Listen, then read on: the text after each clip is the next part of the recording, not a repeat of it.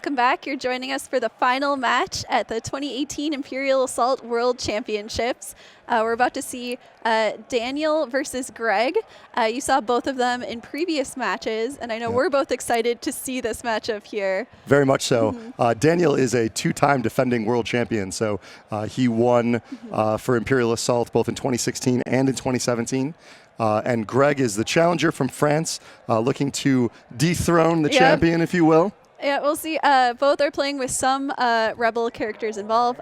Daniel is playing a Scum list with some Rebel characters brought in, whereas Greg will be playing a pure Rebel list. Yep, yeah, if you were able to tune in earlier, you'll see that Daniel is running the Hera, R2, 3PO, Jawa scavenger list that we've seen take effect with IG-88, of course, as the highlights. Yeah, he's the star of that list. And then we have Han Solo as the key figure here for Greg's list. So we've seen both of these players on stream, just not against each other. So this is going to be an exciting matchup, especially considering you have two real hard hitters. Yeah, we just saw Daniel have a decisive victory there in his last matchup. Greg had a pretty strong victory too for his fight as well. Yep, earlier. absolutely. So yeah, they are getting ready to set up now. I should say they're in the process of setting up. We are going to the Screw Entertainment District, and we have the Lost and Found B map that they'll be playing on. So in this one, we have all doors are going to be locked, and at the end of each round, in initiative order, players are going to open a door. And then there are, you'll notice when we bring up the map, there are going to be various stashes around the board. Yep. And at that point is when they're going to be able to score the ones they control. Yep. So if they control a stash, they'll get 4 victory points. 2 victory points. Or 2, sorry. That's okay. 2. So it's not a ton of points, but they can add up, especially if it's close. So we're going to see how this plays out. So far, Daniel has been pretty aggressive with IG-88 and choosing to take the risk to take down a lot of figures pretty quickly.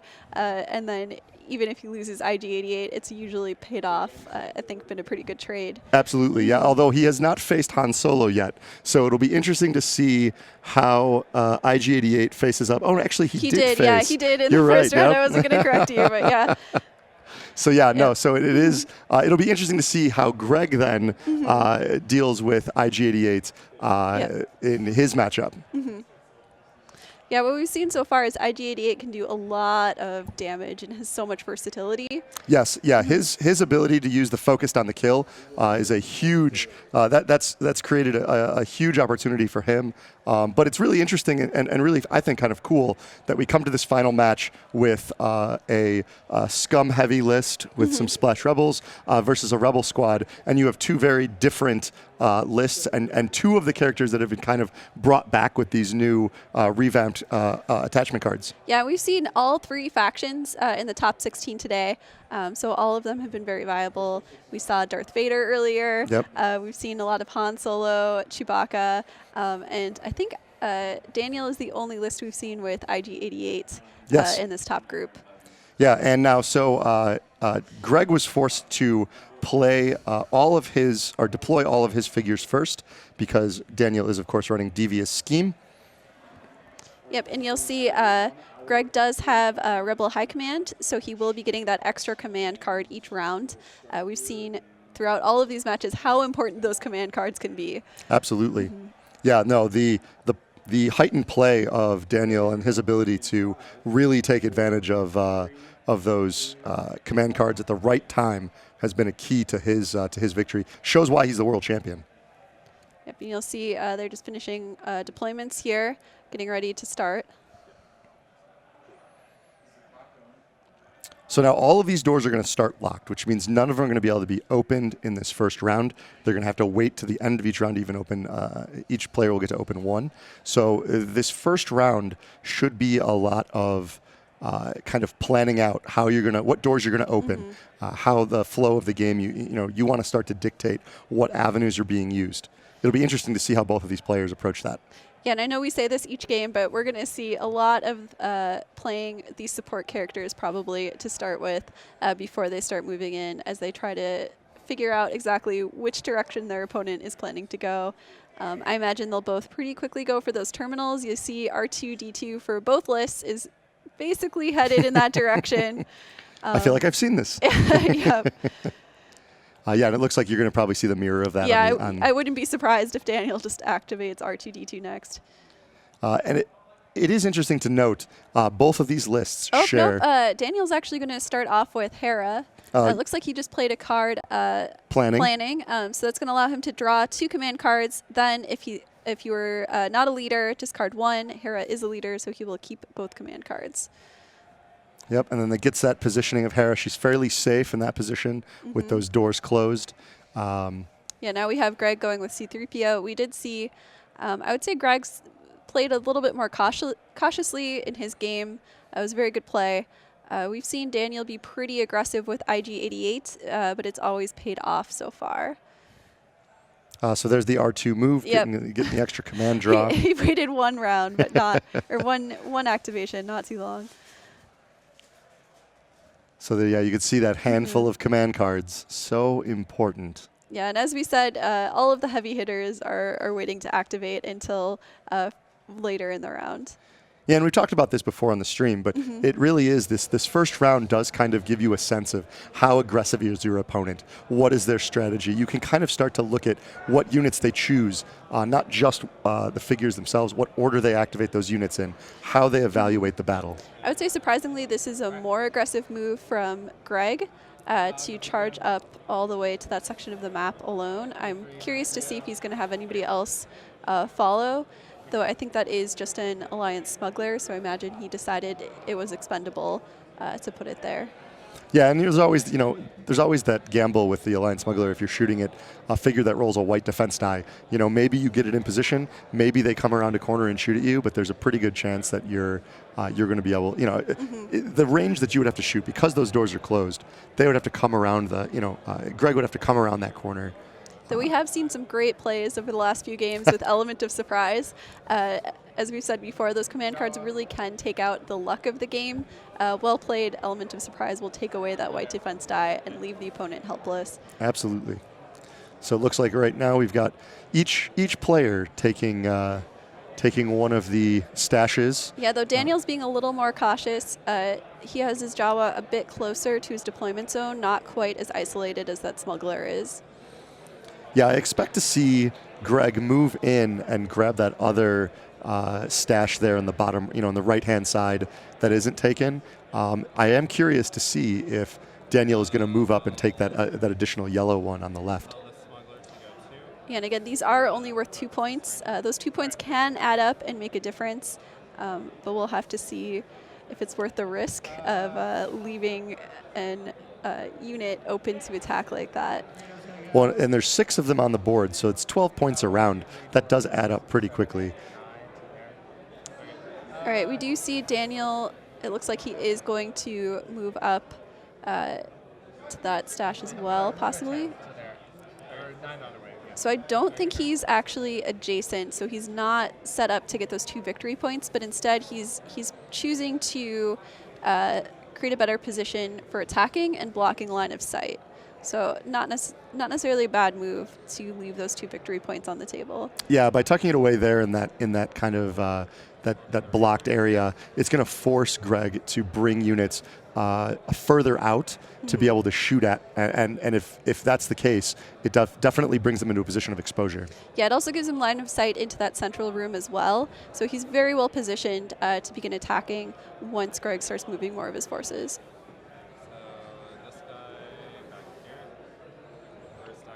So this is the Alliance Rangers. We saw this in the top 8 match. The Alliance Rangers do have that ability when shooting from range. It looks like he may have just played a card. I didn't quite catch what it is. I think it was ready weapons. So we saw this happen in the top 8 game as well. So as an action, he's going to distribute those 3 damage tokens among figures in the group. So basically priming those Alliance Rangers for future rounds to be able to just add that little bit of extra damage that might be needed to kill an important unit. Yeah, not a bad move. He's definitely prepping for next round to begin attacking. We see at this point a lot of his main figures are still kind of grouped together in the back. That's similar to what he did before. He is being a little more aggressive with his placement this round, or this game than we saw during his previous match, though. Yeah, this is definitely a different match for Greg. He, in his top 8, had the had that kind of circular map in which you could you had the ability to kind of rotate around and kind of shift the battle to where he wanted it to be. And here he has to be a little bit more cautious depending on the way doors open. It may be that he thinks he's safe, and all of a sudden the doors open and they're exposed. Yeah, also the last game we saw, he was facing mainly brawlers, whereas Daniel has a lot of range as well with the Weequay Pirates and with IG-88. Yeah, absolutely. It's going to have to take it's going to require Greg to take a different tactic when looking at his opponent's units and what they're able to do against him. So we'll have to see if we get any attacks this round. I imagine if we do, it won't be until the very end. Yeah, that's probably. I would be surprised if there was a lot of shooting this round. I don't think we're going to see much. Maybe the Weequays, if moved by Gideon, maybe one of the Weequays can get a shot. But yeah, by moving the Alliance Rangers now instead of letting Gideon get, because the Alliance Rangers have that long range. That's their advantage, right? The ability to be able to potentially shoot 8 spots away and still be able to hit. That's so key. But because he didn't use Gideon to move them, they are a little bit. They're going to be back further and aren't really getting a shot off. Yeah, we have this round. IG-88 being moved forward. That's similar to what we've seen before with Daniel coming in pretty aggressive with IG-88 to start. It does look like Greg so far is committing pretty strongly to the right side of the map here. He's choosing not to go down the center, it looks like, though he is still positioned close enough that he could change that in the future. Certainly, yeah. He kind of is straddling between that right side and the center door. So if he wanted to, he could absolutely adjust if needed. Yeah, I imagine he's going to give up the left side of the map for now.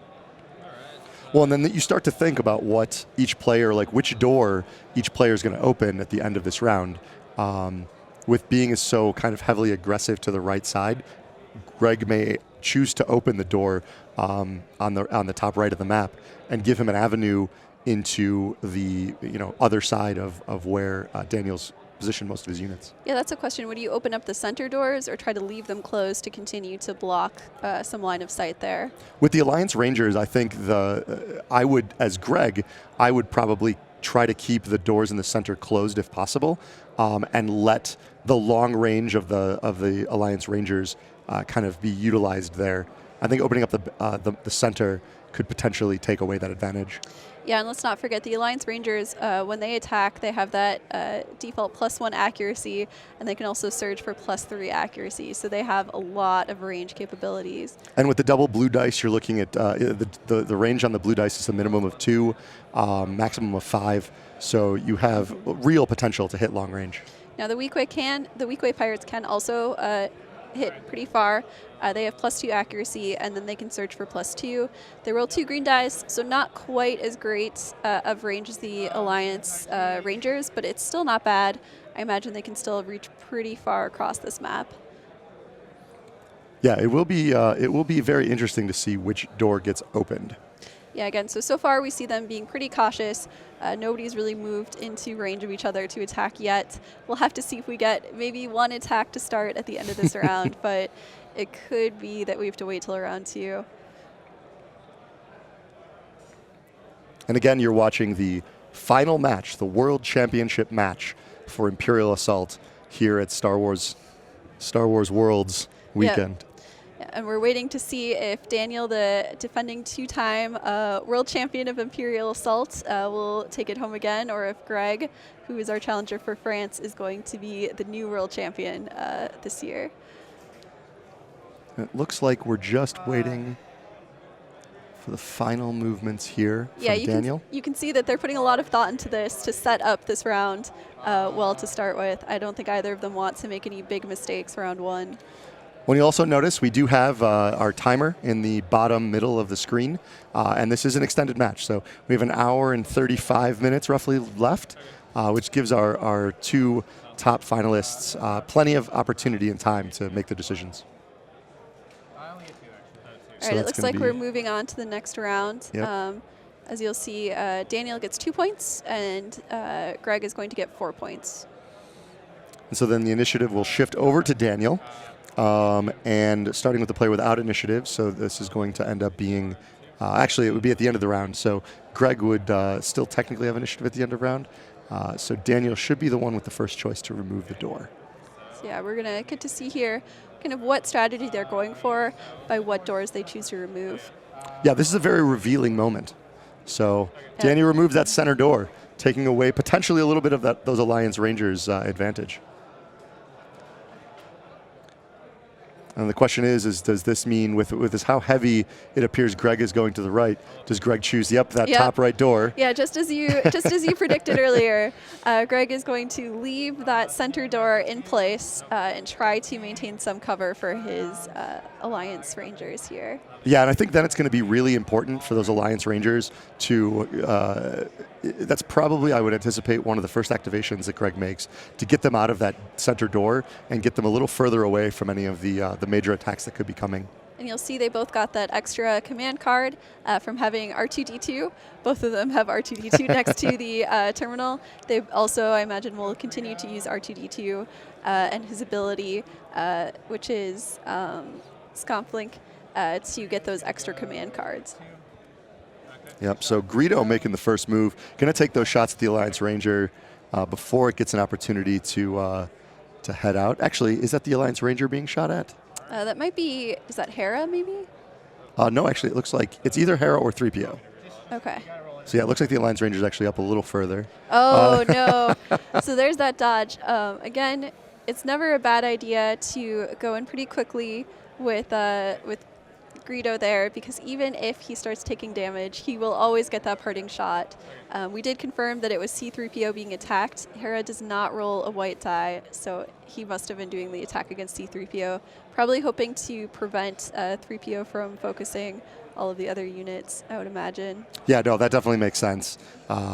It gets them that. It gets them the... And honestly, you want to target 3PO before you target Hera, because 3PO is just going to boost Hera, giving her the extra...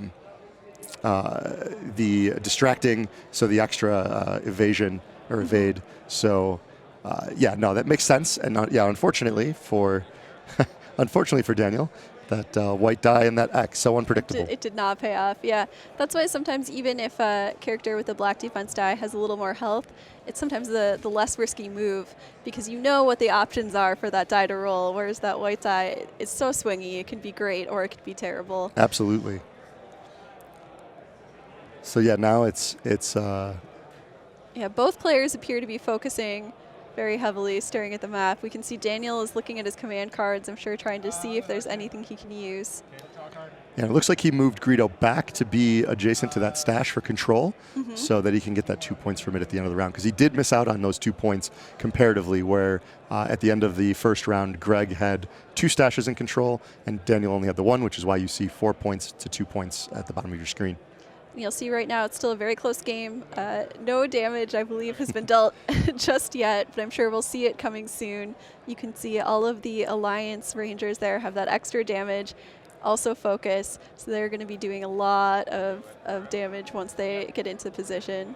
Absolutely. So Daniel opting to move R2. We've got planning being played now by Greg, so that's going to be the 2 command cards. I imagine he's utilizing Hera for that. So, yep, I see your card is exhausted there in the top left of your screen. So that's going to get the 2 cards and be able to keep both. Yeah, I imagine if I were Greg, I would want to get the command cards now. IG-88, keep in mind, does do strain damage every time he declares an attack. So if Greg's not careful, he's going to start being forced to discard those cards from his deck pretty soon. Absolutely. Though on the other hand, if he runs out, he's going to have to opt to take that as damage instead of discarding a card. All right, so here we have Greg's movement. Looks like he moved Hera to be so that probably telegraphs a little bit that you imagine that other Alliance smuggler is probably going to move away from that stash, and now that Hera is kind of settled in there for the end of the round. It is interesting that he's chosen to keep her up into that position as to instead of potentially in the corner where she'd be maybe a little bit more safe. I think that probably means you can expect Hera to be a little bit more aggressive, or at least sticking around the more aggressive characters. Yeah, and you'll notice so far we haven't really seen too much from IG-88, Han Solo, or the Weequay Pirates. We do see the Alliance Rangers kind of getting into position, but it'll be interesting to see what happens once they all start to meet up. Actually, right now we have IG-88, just as I say that, moving forward. They heard you, and they're like, okay, it's time for IG-88. It's time. Okay, IG seems to be going after one of these Alliance Rangers. Yep, and it looks also like Daniel is taking a look at his command card, seeing if there's anything there that might, well, he puts it down, so looks like it's just a dice pickup. Yeah, so far he's not using a command card. I have to think that maybe he has one to use. He was just looking at them. So comes the roll. We got that automatic surge is in there because it's next to 3PO. Oh, that's not, or the evade, not quite the roll I think that Daniel was looking for. He's doing 2 damage right now with the 2 surge. Keep in mind that one of those damages and one of those surges is being blocked, so really it's just 2 surge and 1 damage. Yep, you do have the extra damage. So we've got Assassinate coming through, so that's going to apply the +3 to the results. And now these Alliance Rangers have 7 health, so we got another 3 being added. Keep in mind, as you just said, the Alliance Ranger had... Yep, and it looks like that Alliance Ranger was eliminated. That Assassinate was able to finish him off. So that's going to give 4 points here to Daniel. Also takes away a lot of potential damage that was about to come his way. I think he's going to want to take out those Alliance Rangers as quickly as possible. They have so much range. And with that focus and that extra damage... Scary. Yeah.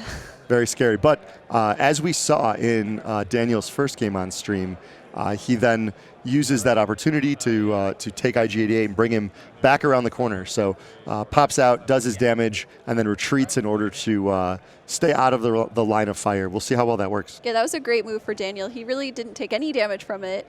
He's now back in position to stay safe, and he took away, not only did he get an attack off, but took away one of those units' abilities to attack it back this round. And I don't believe the Alliance Rangers have activated yet for this round. It could be... No, it doesn't look like it. Yep. So really he managed to take that Ranger out before it had any opportunity to attack. Yeah, by moving it out back around the corner, you essentially left, had... perhaps a less experienced player might have left that out there or found a way to position IG-88 for a future attack. But you have to be careful because you have Han, who is obviously very, right around the corner, who also has the focus token. This is where you see some of the experience of these high-level players. Yeah, and I don't think we've talked about this too much, but really when you're choosing between who to attack, you always want to, if possible, take out a unit that has not activated yet. Because once that unit's activated, you don't have to worry about it until next round. But if you can take out your opponent's troops before they have any chance to activate, you're really buying yourself some time. Absolutely. Yeah, no, that's a huge part of the of this game, I believe, and it's you can see that kind of mentality between both of these players, trying to that kind of chess analysis of who to target when. Yeah, it's very important to try to stay ahead in terms of number of activations, but also number of units on the board. We saw last game how quickly things can go awry once you get behind in numbers. So looks like Greg is checking his hand. This might be a command card play. And again, we have extended time in this match. So we have Gideon going ahead and going to push forward one of the Weequays while focusing them. Solid play. Gets that Weequay to the point where it could pop around the corner, potentially do some damage in the later part of the round. With the focus, it means you've got extended range. I really like that move. Yeah, Greg has to be cautious, not just of IG-88, who we saw before, but also of those Weequay pirates. They can also do a good deal of damage once they get around. Absolutely. So Greg using his R2 that's just sitting at the terminal, uses that Scomp link and draws another command card. So we haven't seen a ton of command cards played, not like the barrage we saw in the last match. Yeah, so but you can see them all. Both of them are holding on to a ton of command cards. So I imagine pretty soon we're going to see a lot of them get played at one time. Well, that's the interesting thing about this map is that you have this it definitely plays much more like the opening moves, as I said before, of a chess match, where there's a lot of analyzing your opponent's strategies, really thinking about how the doors are going to open, how will that affect you. No, he's next to the objective. Oh, he moved. I moved him next to the objective. So yeah, some discussion. Yeah. Yep, Greedo. Yeah, some discussion. So as we said before, Greedo this time will be next to the objective. So Daniel will be getting those 2 points that he chose not to get last round. Yeah, because again, he has that 5 movement. It looks like he was planning on moving Hera up. It looks like he's maybe changing his mind. So he brings her up, not quite around the corner. So this might telegraph a little bit that perhaps the plan is that other door opening in in the bottom left corner in front of Greg is what Daniel plans to open next, because it puts Hera in a position that allows her to support units all kind of clustered in that area. Yeah, it also blocks Greg if he gets around the corner from attacking IG-88. He'll be forced to go after Hera instead. That keeps IG-88 in the game a lot longer. Really, any round, as long as Daniel can, he's going to want to try to keep IG-88 alive. Yep. So that means that with Hera placing there, I think that at this point, I think Greg looks at, he has to play to the idea, or at least Daniel should be aware of the idea that middle door is opening.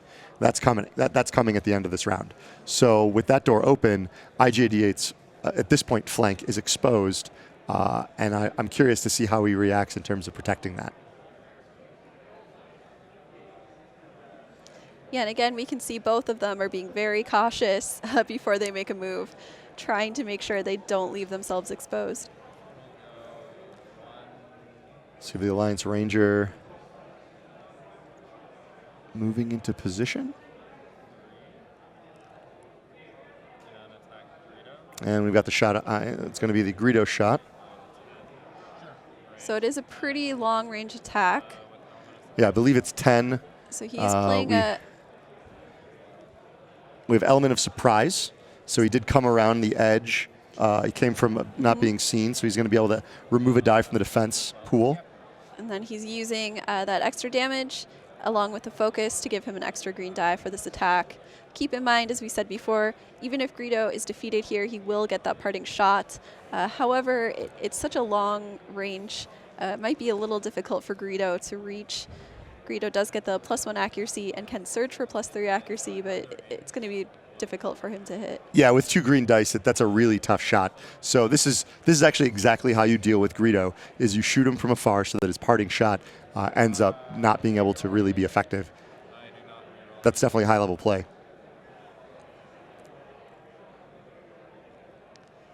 Now, it looks like for damage we have 5 damage going through.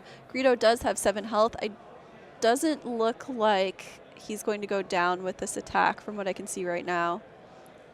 And I would, if I had to guess, I imagine that at this point, Greg is kind of considering if is this the time to play some of these cards? So we have... Oh, actually we have Daniel coming in playing on the lamb to move out of line of sight. That allows him to move away, and in this case, completely dodge the attack.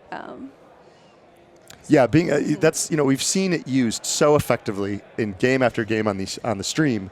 I am curious. It's interesting. Are you a little surprised that he used it for Greedo? I would have thought that he would save that card possibly for IG-88 or one of his Weequay hunters. I'm kind of surprised that he used it to protect Greedo in this case. Agreed. Yeah, I mean, it seems like one, the shot isn't going to kill you.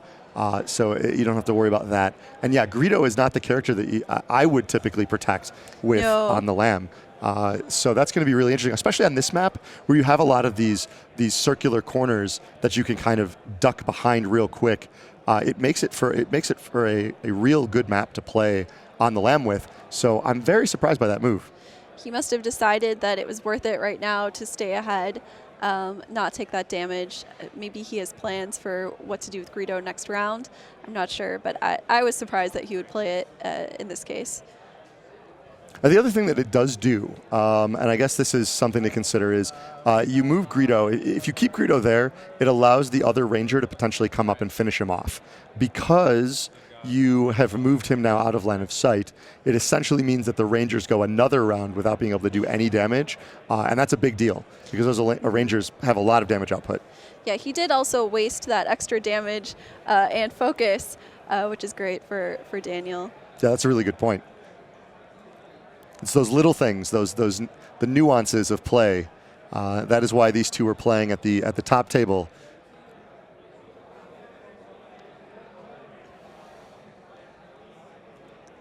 So yeah, we'll pick up the dice here. Looks like they're deciding who to activate next. I believe it's Daniel's turn. Yep, he. So let's see, he still has his Jawa, who he's activating right now.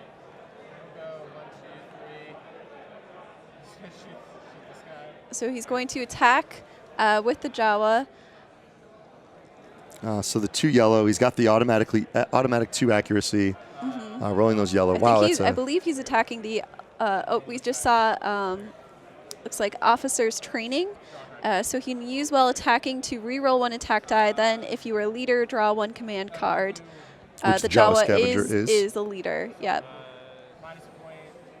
That's only if it doesn't miss, right? Oh, is it? Oh, you're right. No, spend 1 VP to roll 1 green die. For each result. Oh, they're looking over the bargain ability on the Jawa Scavenger. So it's you spend 1 VP to roll a green die on a surge, and then for each damage result rolled, gain a VP. So it didn't pay off. Yeah, for Daniel him this just time. lost a victory point, unfortunately, with that attack. So that'll drop him down to 5 victory points. But that's okay. That's sometimes what you have to do. That gamble of victory points, here and there. That could have been a pretty good swing had it rolled the double damage. But yeah, now we have to wonder as we get, when we get to the final moments of this game, will that 1 point come back to haunt Daniel? Yeah, I don't know here. You will see that it continues to look like Greg has the advantage in how many points he's getting at the end of this round. So it looks like he moved the Alliance Smuggler off of the stash. Which is surprising because right after I say that, now he no longer controls that stash. So they're both at 2 points at the end of this round. I guess he decided it was worth it to better position his smuggler than to get those 2 points right now. Well, it looks like it's a protective move, right? Similar to the way that Hera was going to block IG-88. It looks like he's using the Alliance Smuggler to protect those Alliance Rangers so that they won't be susceptible to any of the long-range attacks. And you can give up the Alliance Smuggler sitting at the points that it is without having to worry too much.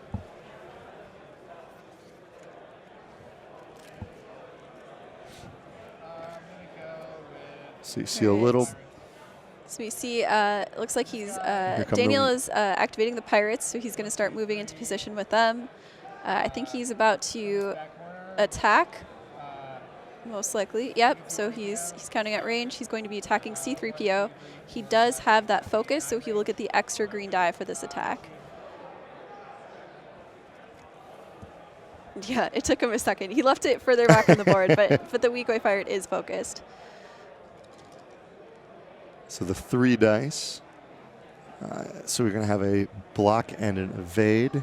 So right now he's doing 4 damage. It looks like he's at 4 range. He does get the +2 accuracy, so that's 6. You can always use now. The surge was canceled. One of the damages is being canceled. So I'm not sure if he has the range. Yeah.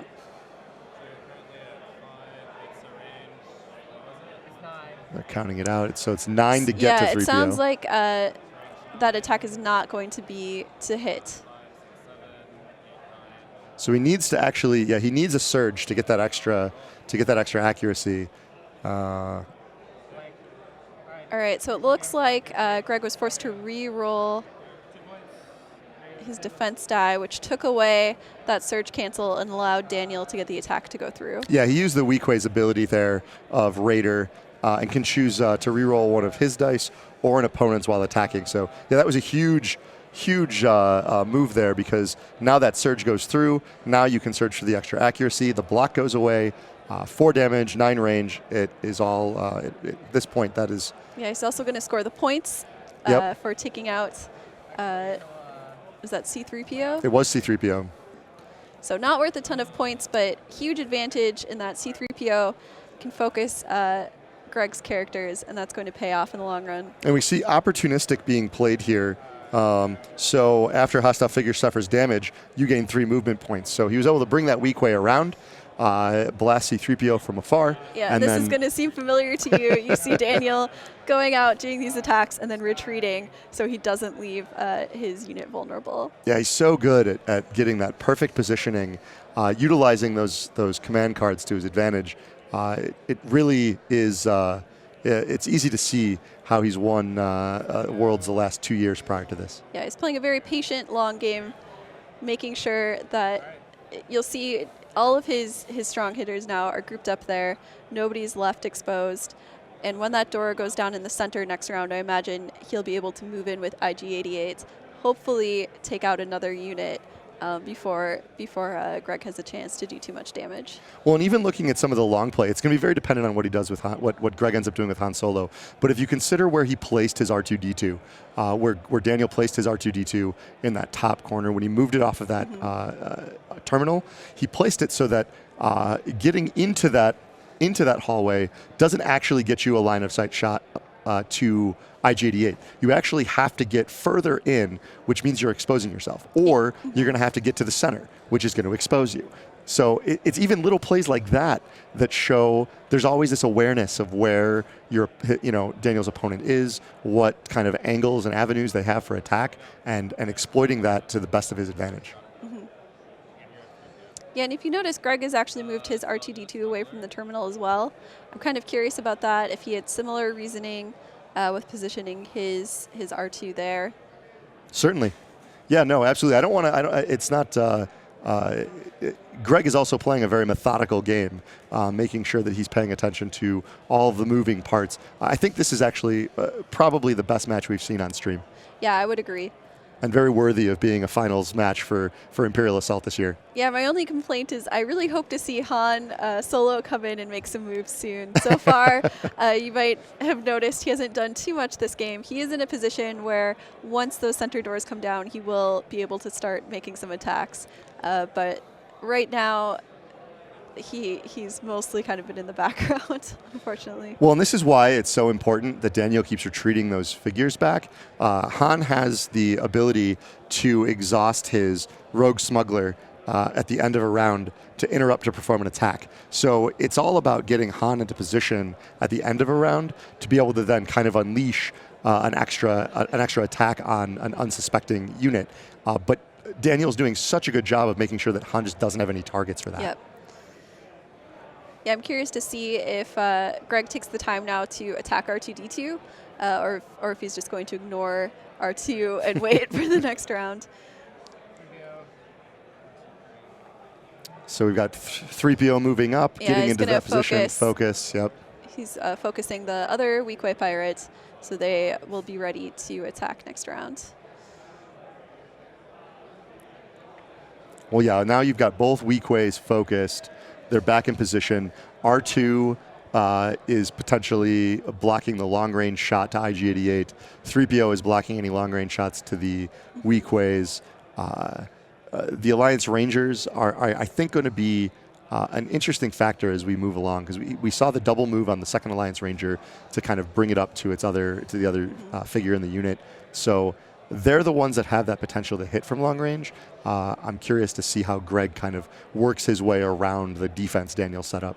Yeah, now Greg did move up to position himself to get 4 victory points at the end of this round. Daniel will receive 2 again unless he moves another figure up. I don't think it's worth it for him to take that risk, though, for just the 2 points. Yeah, not with Han out there. Yeah, especially with him in the lead right now.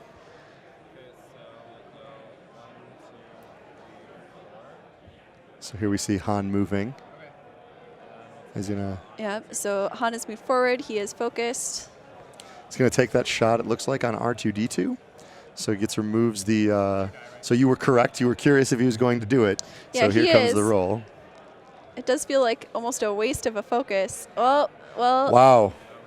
And Wow. unfortunately for Daniel, he There did goes. not get the roll he needed. So there goes R2. That's going to be 3 points for Greg. So that brings the game up to a tie at 7-7.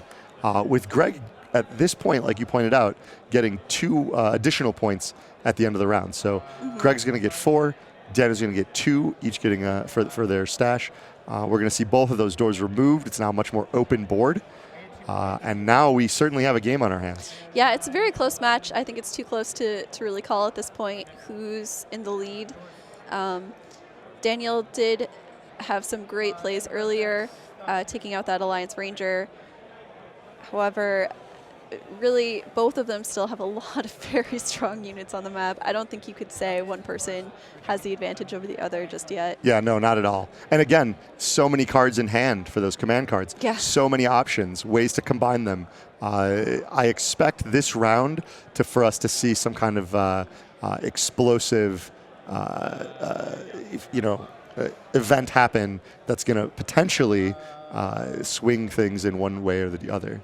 Yeah, and I imagine they're both going to continue to do this strategy of kind of moving up, taking an attack and moving back. They both have a lot of range, which is a difference to what we saw before. When you have a brawler and you have to move in and get close, they can really take advantage of the map, try to hide in the corners, keep their units safe, and just move up and back real quickly. So at this point, the initiative should be for Greg. So Greg's going to be able to get the first move in here. I think the IG-88 shot from Han's a little far. The Rangers might be a better option, though I don't know if they can get, let's see. No, they should be able to get into position to be able to make that shot. It's just going to be a long one. We're going to start with Hera, though. That's actually good. He's going to get Hera in range, I would imagine, to support the Alliance Rangers as well as Han Solo. Mm-hmm. So yeah, as you said, we see Hera starting to move up. She's actually going to stay back there, though. She's not moving all the way up to take an attack. So see, that to me, does that mean that, do you read that as potentially the Alliance, the Rangers staying back and waiting for somebody to pop their head around the corner to take a shot? Yeah, I'm a little surprised he didn't try to get an attack off before Daniel had an activation. I imagine he's hoping that Daniel might have to move up and leave a unit exposed. Oh, it looks like he's not done. Yeah, no, it definitely looks like he Okay. is, moving Hera up. Although that is... Oh, okay. so she's still not going to take an attack. She is pretty well defended in that position. It'd be very hard to get line of sight on her right now for Daniel. But again, I'm a little surprised that he's not taking this opportunity to attempt to attack maybe one of those units.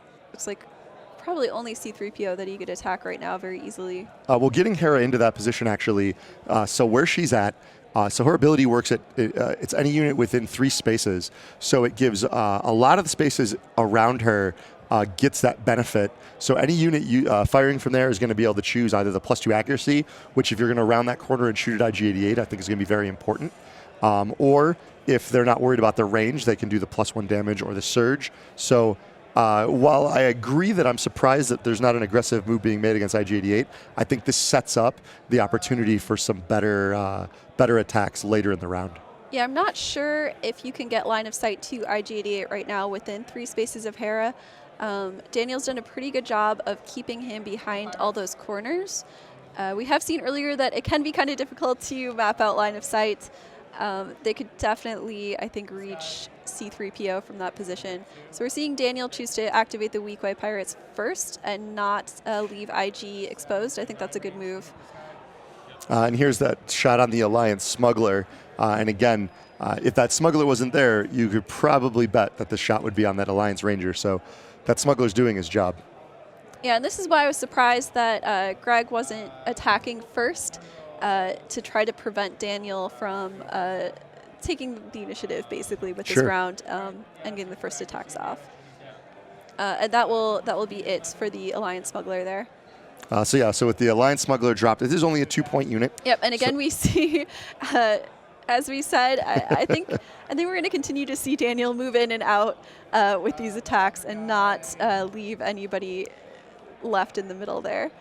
Yep, and that brings the game to a 11-11 match, so tied up. It's so close. So very close. And you can tell, I mean, these players have played on this map since it was announced as part of rotation. They know how their squad works on it. They know how many spaces they need to move. And you can see it in the way that they play and the way that they flow around the board. Yeah, and even as we see each of them kind of trading figures, most of the figures they've lost have all been support. They haven't really lost anybody who's central to their list yet, which is why I really don't know if you could say still who's in the lead fully. Certainly. Yeah, no one has sacrificed or had to lose any of their top players. So everyone checking their command cards. Yep, we have another attack going.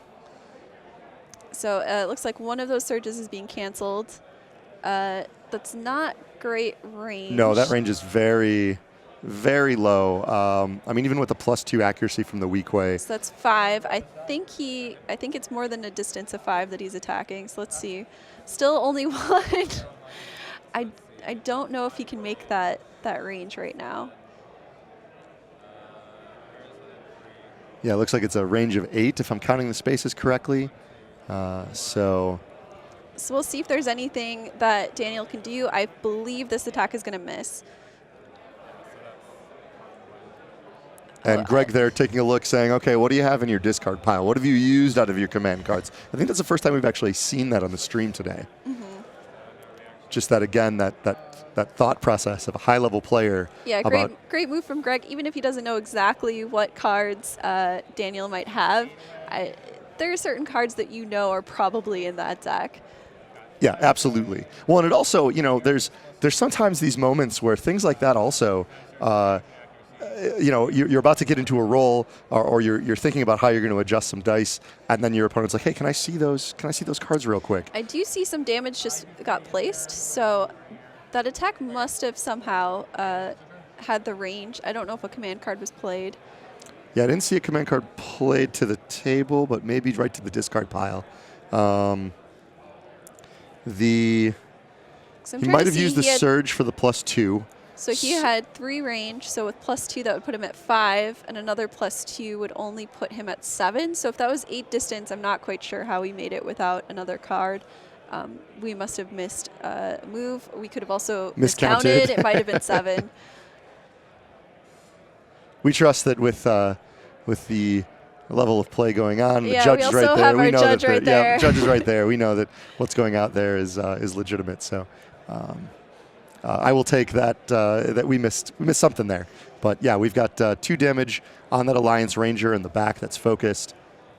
Probably not the result though. Even though we got damage through, probably not the result Daniel was hoping for with a focused weak way and a shot on those Alliance Rangers. Probably really hoping to do some massive damage.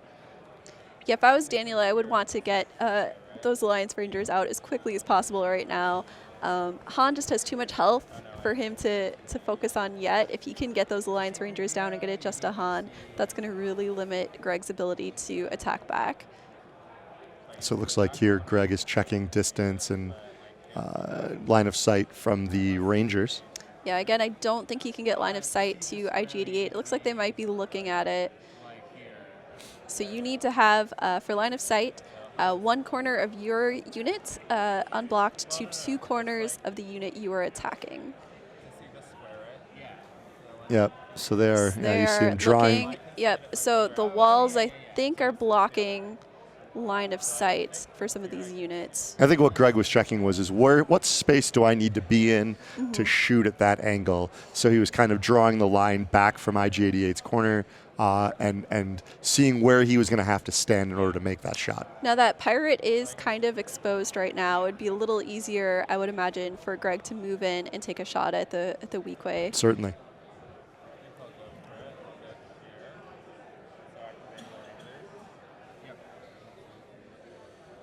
So I think that is what he's doing. It looks like he does have line of sight, I think, to the Weequay Pirate right now. Yep, I believe that is correct.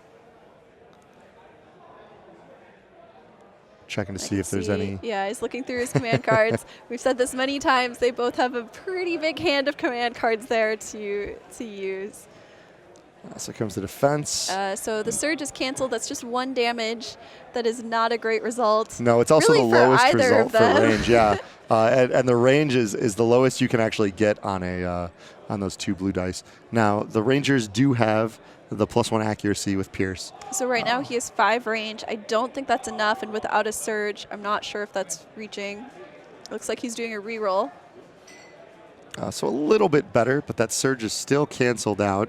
Yeah, so I think he'll have range now. He's going to be able to do 2 damage going through. Not great. Keep in mind, the Weequay Pirates have 6 health. I think that's the first damage that that unit has taken, so it still has 4 health left. Yep, actually, is that the first? Did that actually go through? I'm not seeing the I saw damage. them pick up, and I didn't see any damage put down. Yeah, I didn't see a damage put down, so maybe it wasn't enough range. So here comes so he's still got movement points left. So positioning near Hera. That also actually allows around that corner to be seen. You know, if anyone were to kind of come around those blocking walls. Mm-hmm. So you can see they're trying to see where that Weequay Pirate has line of sight to. And we still have that other Alliance Ranger kind of hanging back. I think he's still checking to see like if he can get a shot in from that corner and then potentially still continue to move, get him along with Hera. We did see Greg. He likes to move his unit in, or all of his units together in one kind of cohesive mass to get the most out of all of the activations and be able to focus fire something down. And you can kind of still see that. They move in, they shoot, they continue to move, keeping everything together. Yeah, and you'll see both of these players are experts at using line of sight to their advantage in every way possible. They're both very carefully placing each of these figures at the end of their activation. So we're just under an hour here in the final match. Both players at 11 points. So close. Yeah, it could go any way at this point.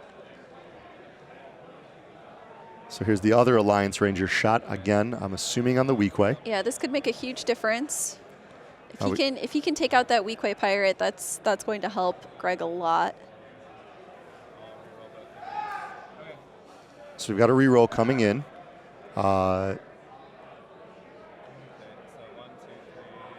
Yep, we've got the 4 damage. So that's 4. The multiple surges are both being blocked. But I think that's enough with... Oh, well, nope, I'm sorry. So that 2 damage that we saw before I don't think went through. So 4 damage will not be enough. Oh, no, maybe they were must have. tracking the damage not on board. So they're tricking us here. It looks like they're writing it down on a piece of paper. So that 2 damage did go through. We were correct. So with that 4 that was just rolled, that takes out that Weequay Pirate, which will be 4 points for Greg. Yep, so that brings Greg to 15.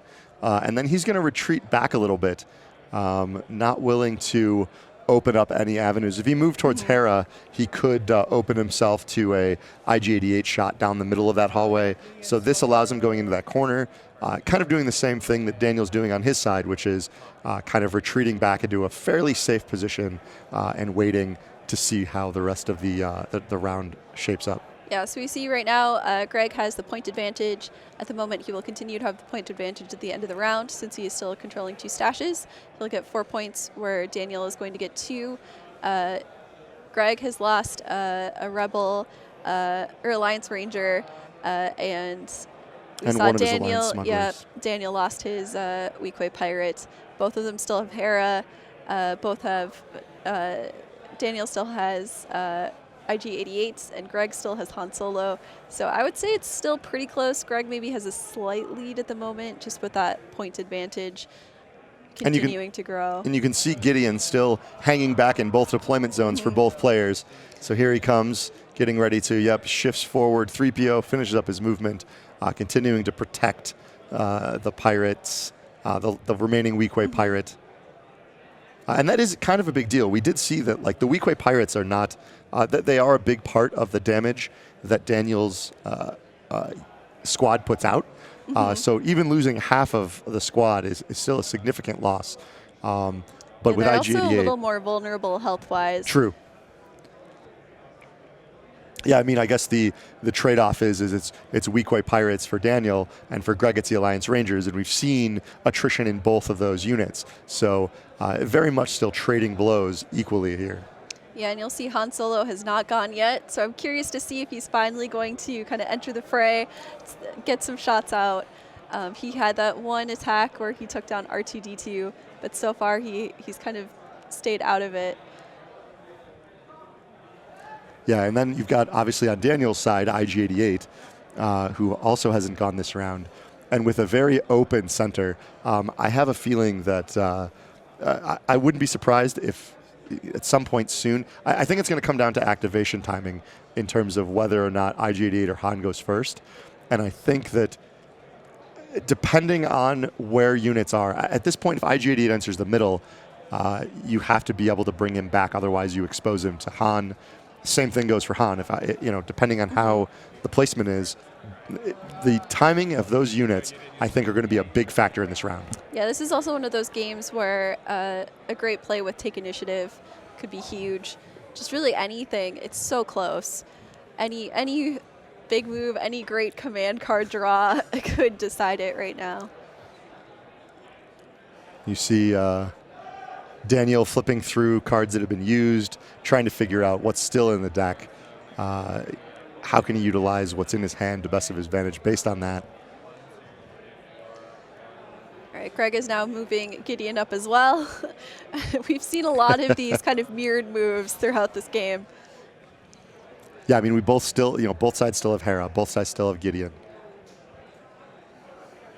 These are key support players that are still in play. Daniel does still have his R2-D2, I'm sorry, Greg still has his R2-D2. Daniel did lose his. However, I think it's pretty even.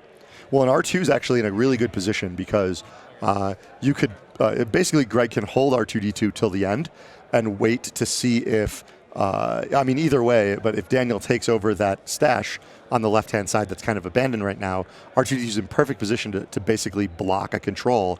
And at the same time, if Daniel doesn't recognize the fact that R2 is there, at the end, Greg could sweep in with R2 and take that as an additional 2 points. Yeah, at that point, he would be getting 4 more points than Daniel is this round, which would be huge with how close the game is. Absolutely.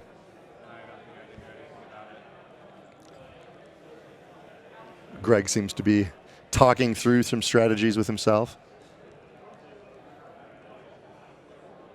Yeah, I'm curious to see what Daniel's going to do next to try to take back the point lead right now.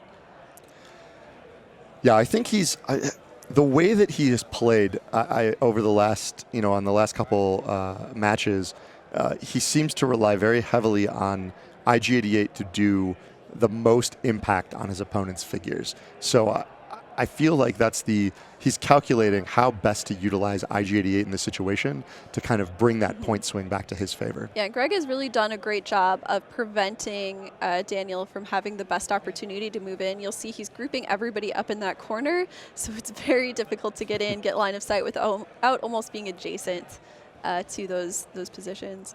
So that looks like it's the other Alliance smuggler there. Now, what's interesting is there's the.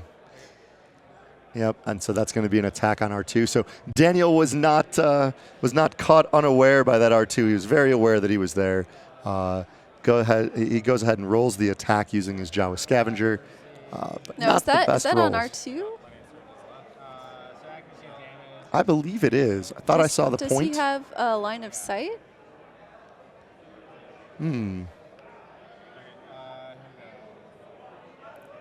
So he shot. Definitely didn't have range at whatever he shot at. He rolled no range on the actual dice. Yeah, I'm not quite sure if he was attacking R2 or not. I don't think he had line of sight onto R2-D2 with where R2 is positioned.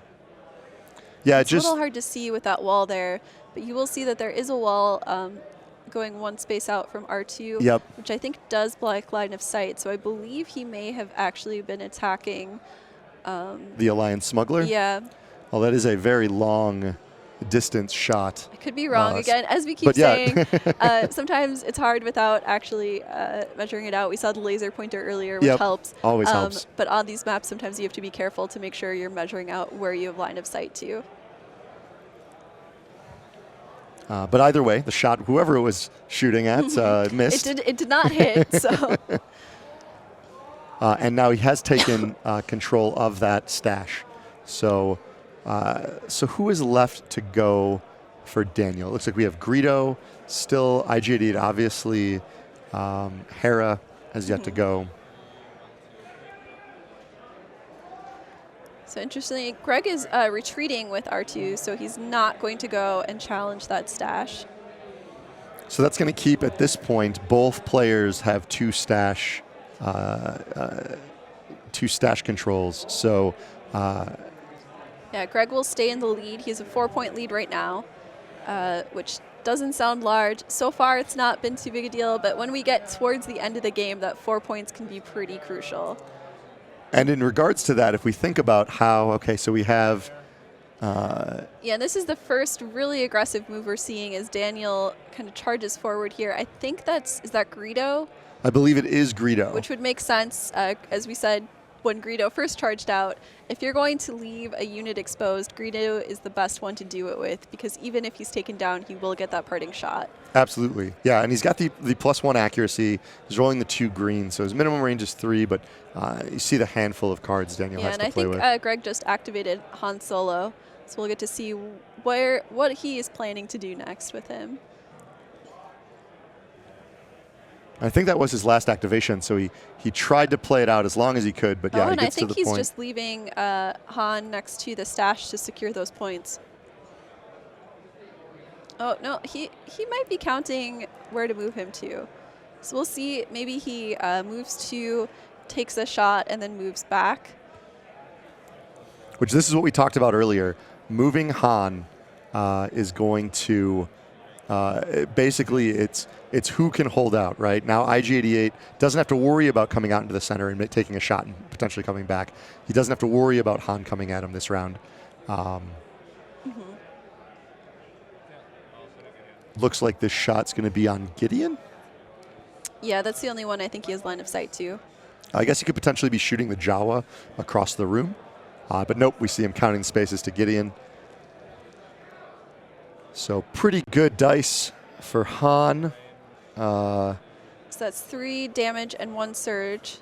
And Gideon only has 5 health. And Han certainly does have the 2 surge. So I think we're going to see Gideon eliminated here. That's going to be an additional 3 points, potentially? Yeah, it looks like he got the 3 points. I don't see Gideon being removed. I saw the 3 points go up, but Gideon's still on the table. So that might be a mistake, possibly. I think Gideon has been defeated, I believe, but... Yeah, we'll confirm here. So so we have attack going right now. So this is Hera moving up here. I'm assuming attacking Han. So that's 5 range. The surge is canceled. 4 damage. The extra block in there. Oh. Because of he gets the +1 block for the surge that he rolled for cunning. So that gets him the extra. So we're seeing 3 damage here at this point coming through from Hera to Han.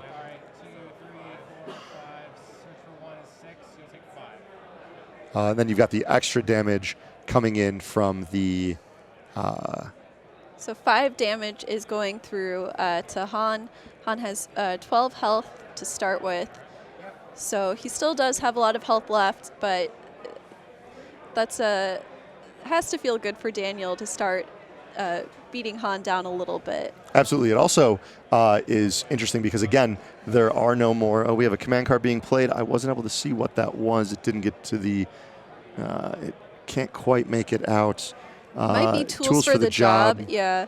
So use when you declare an attack to add 1 attack die of your choice to the attack pool.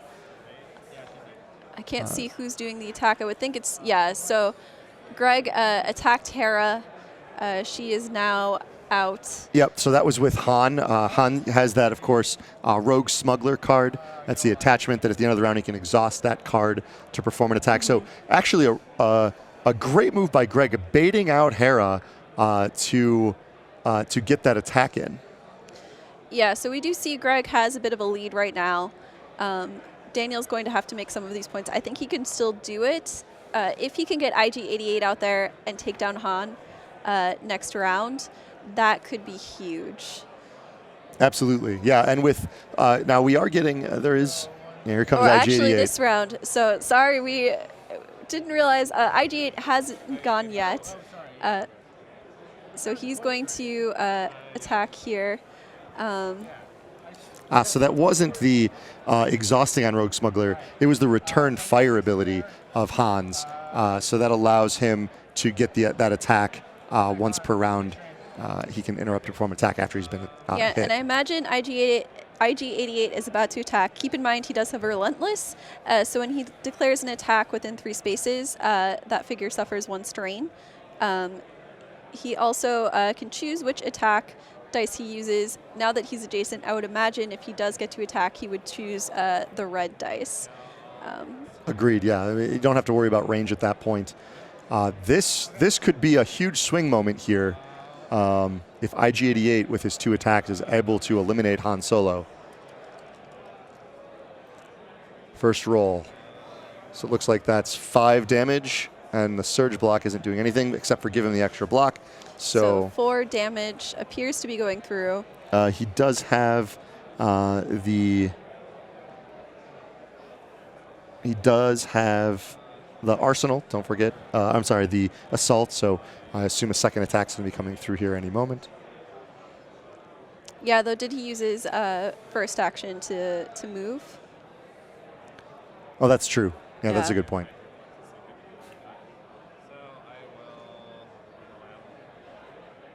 So we got command cards looking here. So on the lamb. So now we see Greg playing this card. Yeah, we saw it earlier. Perfect opportunity.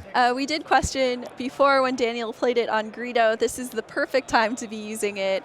Han is a very important figure for Greg. If he can use that to prevent this damage from going through, absolutely, it's the right call for him to do it. Absolutely, and yeah, he should be able to take it to the top right, around the corner from where that Alliance Ranger is, around the wall. So it's 3 spaces. You can move around that wall, and then he's out of the line of sight of Greedo, and it means that out of from IG-88, and then he cannot be that. Basically, that roll is canceled. Yep. So he did just that. And now IG-88 is unfortunately in a more vulnerable position.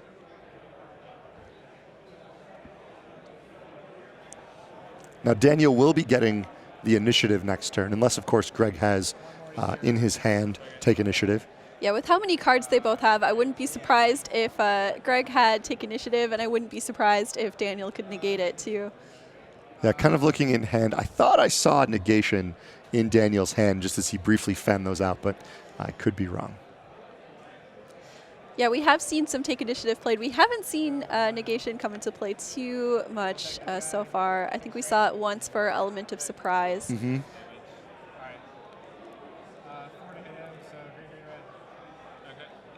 So that's looks like 5 damage going to be on that Alliance Ranger.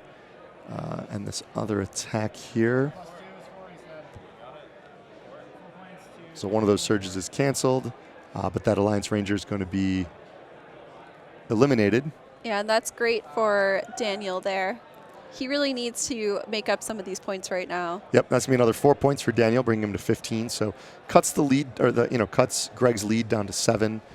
Definitely wants to come out of this round.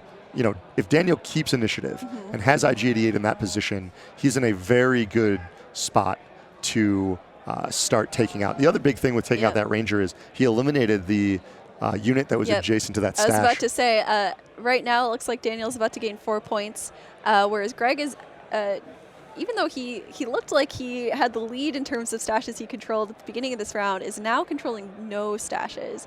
So that's going to give Daniel I believe, I don't think Greg has any activations left. So Daniel should be getting those 4 points. Will bring him up to 19 to 22.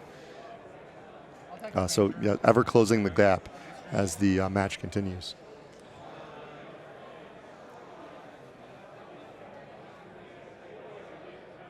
Yeah, they're taking a look here. Oh, IG88 used Blaze of Glory. That's where I was looking at that, trying to figure out where that was, but I see it now.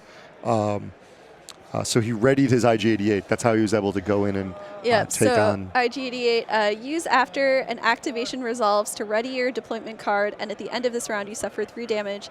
IG has taken no damage so far. He has 15 health. Definitely worth it right now to get that damage on the board. Yeah, so he was able to destroy that Alliance Ranger, put another a bit of damage on the other Alliance Ranger across the board, or across the way, and now we go to the end round. We should see the initiative shift to Daniel, and I imagine that IG88 will be his first activation. You'll see now that Greg is completely out of command cards in his deck. Keep in mind, with IG88's ability, from now on, every time IG attacks and is with 3 spaces, Greg is going to have to take that as damage. Yep, and again, at the end of the round, Daniel did score those 4 points for being adjacent to the 2 stash, controlling those. So that will move him up to 19 points to Greg's 22, and closing that gap. Oh, I think that was take initiative. As we discussed before. So Greg, great play of take initiative there. He is going to have this chance. I think he's activating Han. Yep, that makes the most sense. Yeah, he's going to want to, I would think, probably attack IG88 if he can, and then retreat if possible. We'll see. He did just play a card. Call the Vanguard, I believe. Yeah, so use at the start of a round. A friendly trooper within with a cost of 4 or greater may interrupt to perform a move and an attack. So the Alliance Ranger and Han Solo both have, although I'm sorry, Han Solo is not going to end up being a trooper figure. So that's going to end up being an Alliance Ranger is going to be able to move and make an attack. Yeah, and you'll see, I'm trying to see where the Alliance Ranger is right now. It looks like he's up in the top there. Yeah, standing next to Hera, it looks like. He should be able to attack IG88 from there, though. Yep. So counting out range to attack IG88. Looks like it's a range of 4. Should be pretty easy for him to do that. Yeah, that puts it inside the minimum range that he needs. Yeah. So range won't be a factor for this attack. And this is an at the start of round effect. So this is going to happen, and then Greg is still going to have a turn. Great, great rolls, though. So unfortunately for Greg, he did not roll too well. Daniel is blocking both. There is a surge, so it looks like the Rangers can use that to pierce 1 or do +2 damage. So I would imagine he'd do that +2. Looks like another card played there. Trying to decipher it. It looks like positioning advantage. So use while attacking to apply +1 damage to the attack results. I'm pretty sure is the card that was just played. So that added the extra red, the single red damage coming in there. You see, it looks like Greg is just, as he's playing cards, adding the damage to the pool. Yeah, great use of command cards by Greg there. He's definitely whittling away IG88's health. Daniel's going to want to make sure he can get those attacks off with IG88 now as quickly as possible this round. And another card played, trying to, I think it's heightened reflexes. So choose a defense die, remove it. Oh, wow. So this is adding up pretty quickly here. So it looks like IG88 has 11 damage on him before the round even actually begins, as that happened before any activations. And it's now Greg's activation since he took the initiative earlier this round. A huge, we knew that at some point command cards would get played in some kind of combo to create a situation in which it tipped the scales one way or the other, and it looks like this is Greg's moment to try to take that moment. If I were Greg right now, I would activate to attack IG88 one more time, hopefully do that 4 damage, and essentially completely stop Daniel from getting much damage out this round. He does have the weak way Pirates out, but it's not positioned very well. to attack. He's really relying on IG-88. Yep, so we see Han Solo is moving in to attack IG. This is where you would want to have On the Lam. Absolutely, yeah. This is the moment where On the Lam would be huge. But unfortunately, he played it already for Greedo. He used it to save Greedo, which may be a move that he will regret. So a pretty good defensive dice. He's got the 3 out there. So all of the damage on the table is being canceled. 2 surges still going through. Yeah, we can take a look. Han with those surges, he can do another 2 damage. So not the result he was looking for. And that, of course, means that IG-88 is going to get that one last attack. I think if we're reading this right, IG should have 2 health left. So for sure, Daniel will be activating him next and just doing whatever he can before IG-88 is defeated. And we're certain at this point that he will be defeated this round. Yeah, the question becomes is what's he going to be able to take with him now? If he was able to eliminate IG-88 there, 12 points would go to Greg, bring him to 34 at that point and get him very much within striking distance. Now IG-88 can come in here and start to whittle away at some of these units. And as we saw in previous games, activations, figures, so important. Yeah, I imagine that Daniel needs to take out Han Solo if possible. Keep in mind, with focused on the kill, he does at the start of his activation gain those 2 movement points. So yeah, as we looked at the On the Lam, yeah, it wasn't a thing that you would really be able to use with IG-88. That's our apologies. On the Lam is only for smugglers. Smugglers, yep. So our apologies.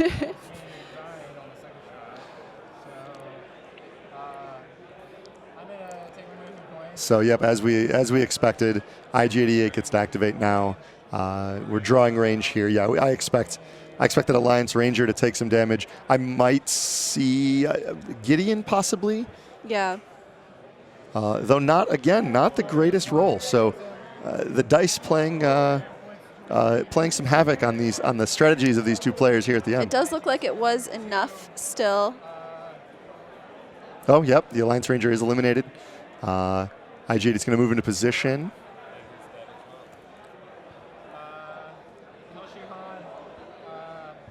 I expect, so he just played, was that Element of Surprise? It does look like Element of Surprise, yep. So he's taking away Han Solo's defense die there to get this one last attack out.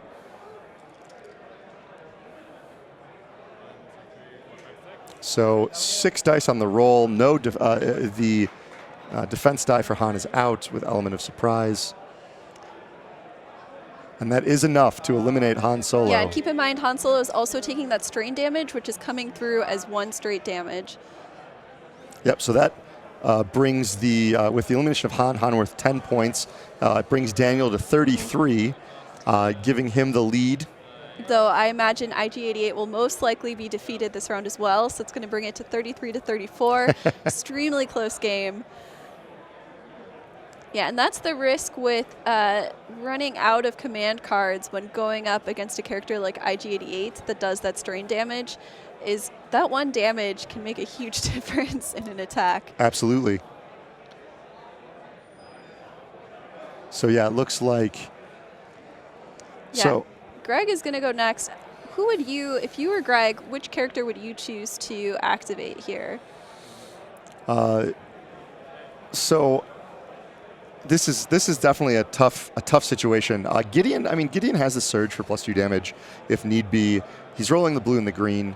It's not the way you want to use Gideon. It's not what he's in the list for, but it does. You need to eliminate IG-88. Yeah, I think IG-88 only has 2 health. You don't have to do a ton of damage. So if you can do it, it looks like that's what he's going to do here. Yeah, using Gideon to eliminate IG-88 and then getting into position to get that stash for the end of the round. You called it here, I think. So we have 2. Oh, So 3, 4, so 1 damage. 1 damage. I think IG88 is still up Still up. somehow. Or oh, nope. nope. Nope, it is enough. It is. It is Okay. enough. So we'll the- be at 34 to 33. Super close game. And now we start to again look back at the objectives. So Daniel has 2 objectives at this point. So that's going to get him an additional 4 points at the end of this round. Greg has doesn't none. currently, but he could very easily move in to take those. Certainly. Yeah, I Yep. assume Gideon moves in there, takes that. And then I would imagine then R2 is going to move in to take the other, freeing up the Alliance Smuggler and Hera to potentially do damage on the remaining units.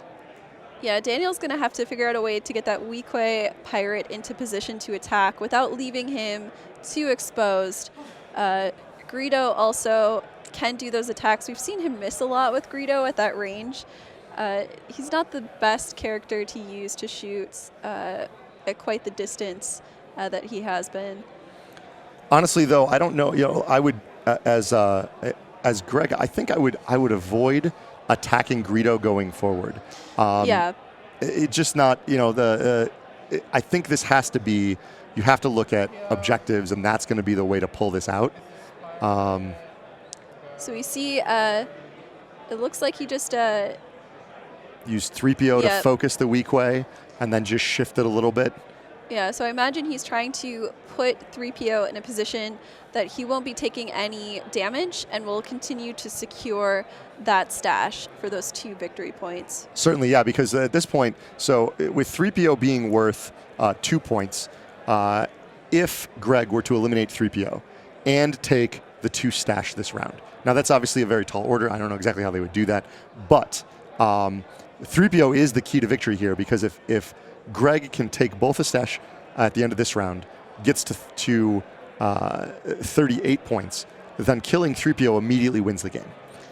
Yeah, what's crazy is we're seeing that 1 point that Daniel gambled with earlier. You said it could come back to haunt him. I think at this point, it really could, with how close the points are right now. Absolutely. So, yep, moving in to take that stash as predicted.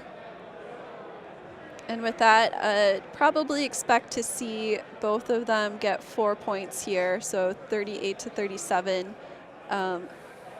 Now, the interesting thing to note is that while 3PO is the key to victory for Greg, R2-D2 is the key to victory for Daniel, because he's worth 3 points. Yeah. So both of those units kind of have to be a little bit worried. I mean, honestly, none of the units left on the board, with the exception of the Weequay, have any kind of significant health. I'm sorry, except for Greedo. So the Weequay Pirate has 6, which is decent. Yeah, Hera has 7. Hera has 7. Greedo has 7. But you don't see there's no longer the 15 health units, the 12 health units. No. And really at this point, 7 points wins you the game at the end of this round. Absolutely. So it looks like Daniel is activating Greedo. I have to imagine he's going. I'm trying to see who would be in line of sight if he's able to get off an attack. If you can take out that Alliance Ranger. That'd be a pretty long shot to hit. Yeah, we've got the. I mean, Greedo's got the extra accuracy. He can surge for accuracy.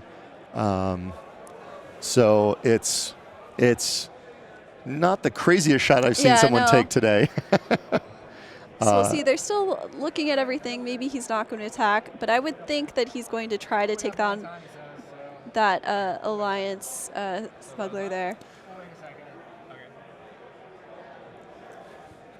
Yeah, the Alliance Smuggler is only sitting at 3 health and is worth 2 points. It's not quite enough, which I think is why. I want to know if I can make you shoot me first. Oh, looks a little bit of banter going between them. Yeah, they have some rules questions, I think. +1. Yeah. I mean, they're both declare attacks, so I think I get to decide. No, I'm not focused, so I don't think it's. Yeah, the Alliance Smuggler would not be enough points for Daniel to win. It would bring him to 39 with if he manages to keep both stash controls this round. I mean, this should kill her, considering my card. Yeah, I think he's trying to figure out if he could take down Hera Hera. somehow, that would win him the game at the end of this round right there, as long as he maintains those 2 stashes. That's going to be hard for him to do, I would think, with just Greedo. It might be worth the risk. We'll It also see. depends on the command cards that are left in Daniel's hands. He might have a few more tricks up his sleeve. Yeah, I don't think he can attack her right now. I'm trying to figure that out. No, he shouldn't have line of sight. I think he has to attack the Alliance Smuggler.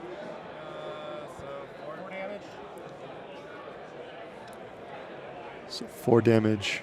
So then it's primary target. So primary target being played here. Looks like the we've got that coming out. So here we go. Primary target. Use when you declare an attack targeting a hostile figure with the highest figure cost of all hostile figures on the map. You'll see that's not too hard to do right now. So he did eliminate Hera there. Yep. With that. All right, and with that's going to be the game. Daniel Taylor is the 3-time world champion of Imperial Assault. Greg put up a phenomenal game. That was a crazy close match. It could have gone either way, I think, in that last round. We will have an interview with Greg and Daniel coming up next, so stay tuned for that. But wow, that was crazy. Yeah, that was a phenomenal match, very worthy of a finals match. 2 very, very good players coming together, and for most of that game, the outcome was kind of in doubt, right? They were going back and forth. It was close the entire way. Even that last round there, you saw that Daniel was thinking really hard trying to figure it out, because if either of them took down the right figure, then they were about to win just with those 4 points from the stashes at the end. Well, it all came down right to that IG-88 Han Solo battle. Yeah. We kind of knew that from the beginning. If IG-88 had gone down that round, that would have been it for Daniel. It was so close. Yeah, such a great game, such a great match. Probably, I mean, the best game we saw on the stream today by far. Yeah, oh, for sure. So, Yep. but yeah, stay tuned, and we'll be having a interview with both the runner-up and the champion. Hey everyone, I'm standing here with the runner-up to Imperial Assault's championship match, Greg Monson. He is here from France. Greg, tell me a little bit about how you prepared for this match and how that went for you as the match went on. So I mean, I play a lot in France in just the local meta, but I didn't have a lot of chances to practice over the past couple weeks because I was traveling. So really, especially like with the new map when it came out, I just spent a lot of time just, looking over the map. I didn't have like a lot of chances to play, but I just like literally looked at the maps for like hours trying to figure out, where I want to position my figures. Sure. Because especially with like Han Rangers, like the positioning is like so important where you go. Absolutely. Yeah, no, looking at the match now a little bit in hindsight, I know it's fairly early, but is there something that you look at and go, that was the moment I could have done something different, or this was the turning point in the game? Oh, 100%. So I made a huge mistake when I was attacking IG-88 with my Ranger. I was 4 spaces away, so I didn't have my rerolls, but I had the card in hand Officer's Training, so I could have played it to reroll. And if I'd literally rolled like anything other than what I rolled, then I would have been able to get that 1 extra damage onto IG, which would have, ended the game, and I think it would have swung it the other way. So I mean, that was a huge mistake on my part, and I only realized it after I played Assassinate, so I had missed the window, so it's like, what do you do? Sure. I mean, I will say that from a commentating perspective, we really enjoyed watching your match. It was a lot of fun. The whole time we were on pins and needles, not knowing who was going to win. Can you give me a little bit of background in terms of what was what did you do with this list that made it so successful compared to others who might have played it? I don't know. I would say maybe just like patience, because like with Han Rangers, all your figures are really fragile. So I mean, you can't get your figures sniped before you can do the sniping. So I mean, sometimes you just have to stall and wait it out and wait until you know that you're going to have an advantage. So in a lot of the games yesterday, it was like that, where I would wait to move my rangers out until I was assured like the first activation of the next round, so stuff like that. Awesome. Well, did you have fun? I appreciate you coming all the way out here from France. You going to come out again? I'd love to. Yeah, it was really fun.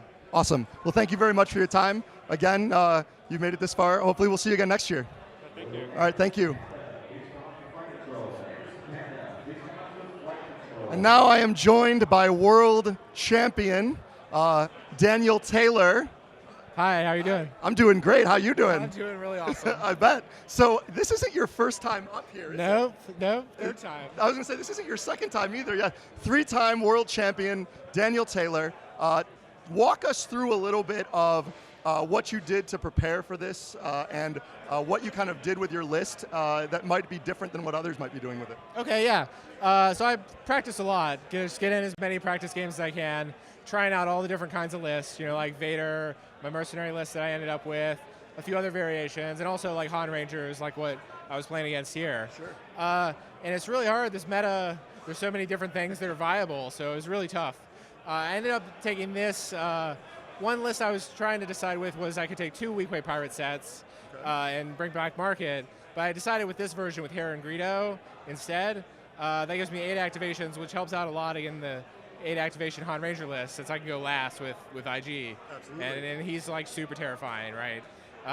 And so just between that and the consistency of like all the hunter cards let you kind of make up for bad dice rolls here and there. That's why I went with that. No, absolutely.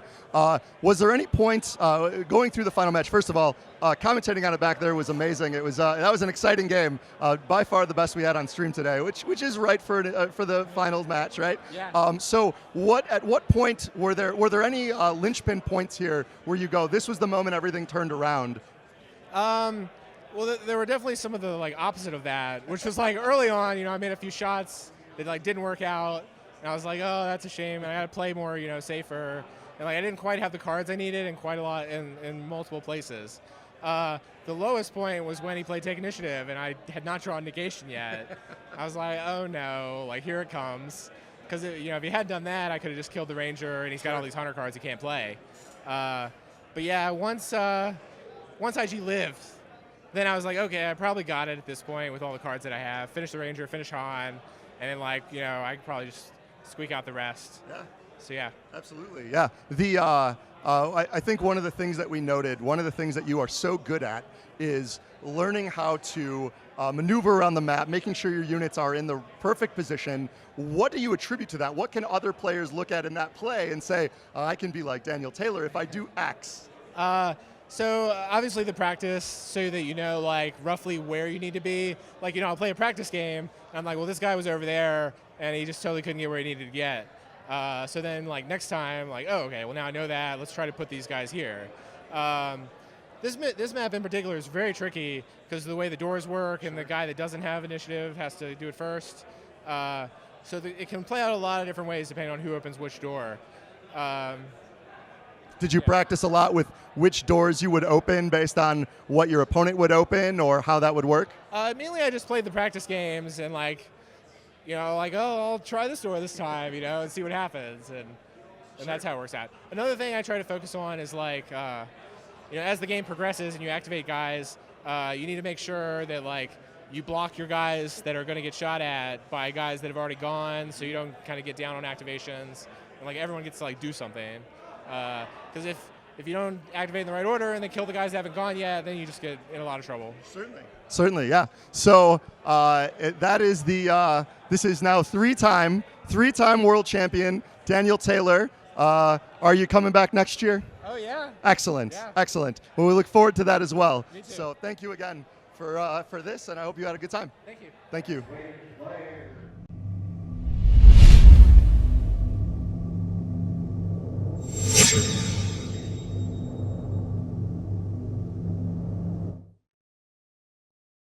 Schedule to see where we're to what we're putting through. I believe tomorrow is Star Wars Armada.